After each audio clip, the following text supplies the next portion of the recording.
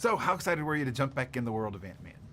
Well, I was really excited to jump back in with the Ant-Man gang because I really, I've grown to love these characters and really wanted to be the person to tell their ongoing story. And it's such a great group of actors that we have. I mean, I'm really fortunate to have the cast that I have in this movie. Obviously, everybody who is coming back, Paul Rudd, Evangeline, Lilly, everybody else, Michael Douglas, obviously, and then adding the new people, Michelle Pfeiffer, Laurence Fishburne, Walton, Goggins. It's just a pleasure to work with everybody, and we really set up certain things in the first movie that, not knowing whether we were going to do a next one, we set things in motion that by the time we got around to making this movie, it was really fun to figure out, okay, how's all this stuff going to pay off? And how does the Wasp play into the franchise of the MCU? Well, Wasp in the first movie, is absolutely a hero. She's clearly the more qualified to sort of take on the mission in the first movie.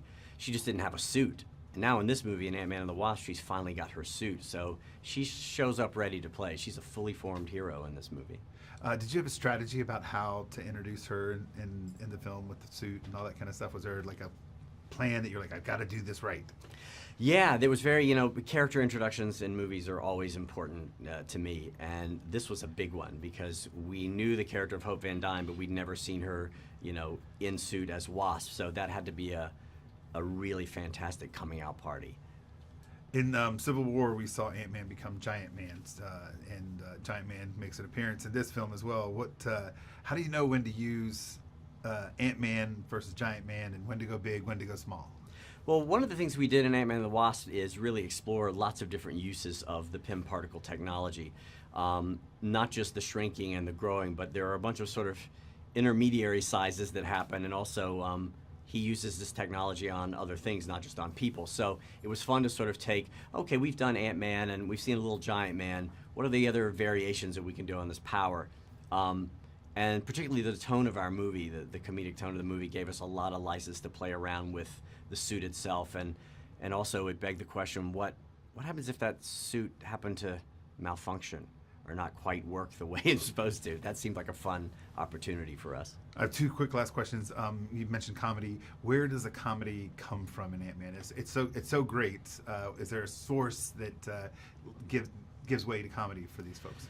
Well, I think the style of comedy I've always liked is really character comedy. And for me in Ant-Man and the Wasp, it really is the juxtaposition of Scott Lang and Hope Van Dyne, two very capable heroes, but two people who have really different ideas about what they want out of being a hero.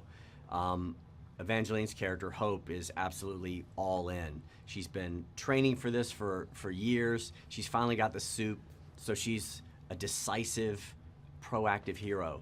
And Scott Lang is somebody who, he's got a great heart and he's extremely capable as a hero, but he's not sure there's really room in his life to be a hero because the couple of times he's put on that suit before, in the first Ant-Man and in Civil War, it's brought him a lot of problems. And last question, because it's for theatrical, the family dynamic and the fact that Scott's a dad in the MCU, how does that play? How do you put guardrails around that? Well, the theme of family has always been important to the Ant-Man movies, and we really expand on that in Ant-Man and the Wasp. It's really, a movie series about fathers and daughters, whether they're literal fathers and daughters or figurative. But the whole idea of family, and with Scott Lang trying to sort of find this life-work balance, he really, I think, wants to be Ant-Man, but he's absolutely not going to be Ant-Man if it means jeopardizing his relationship with his daughter. And that thematic, I think, has always been at the center of Ant-Man.